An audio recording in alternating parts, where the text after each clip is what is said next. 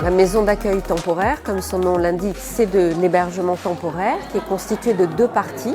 Une partie qui est l'accueil de jour, qui accueille des personnes qui sont à domicile en perte cognitive et donc qui viennent passer une journée par semaine pour entretenir en fait leur mémoire et leur capacité et maintenir, voire même améliorer le maintien à domicile le plus longtemps possible puisque c'est le souhait de ces personnes.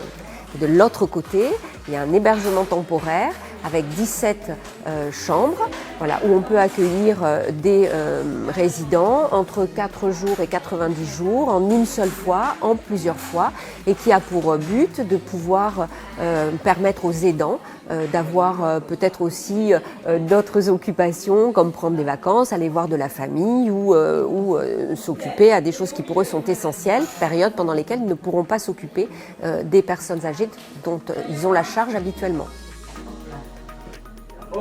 Quel est le bilan au terme de près de 6 mois d'ouverture ? Alors, au niveau de l'accueil de jour, on va commencer par là. Donc, nous avons un taux d'occupation qui est de 76%. Alors, qui n'est pas toujours complet tous les jours, parce qu'évidemment, il y a des jours où les personnes âgées ne se lèvent pas ou ne se sentent pas bien et ne viennent pas. Mais on a donc une file active qui est déjà conséquente.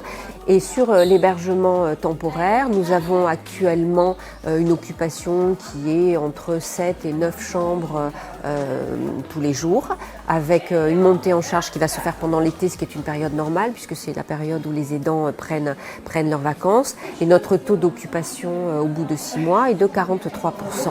Voilà, ce qui est une montée en charge progressive, puisqu'il faut que la maison d'accueil temporaire s'intègre dans le paysage médical et médico-social en fait, du territoire. Et ça demande entre 6 mois et 1 an, donc on est sur une courbe normale.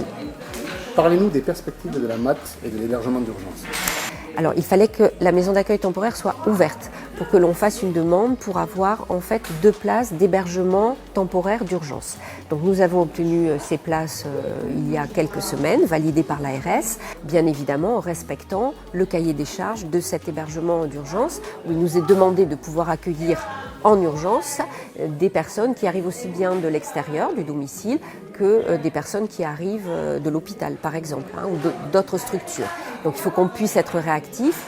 Pour avoir cette réactivité, il fallait que l'on puisse avoir du soin en fait 7 jours sur 7, c'est-à-dire avoir une infirmière 7 jours sur 7.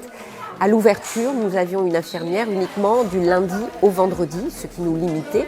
Donc le fait d'avoir la dotation soins supplémentaire nous permet aujourd'hui, elles ont commencé le 15, donc hier, d'avoir en fait des infirmières qui passent 3 fois par jour, matin, midi et soir, et donc qui viendront du lundi au dimanche. Et donc ça va nous permettre d'élargir en fait le panel des patients que l'on va pouvoir accueillir sur l'établissement.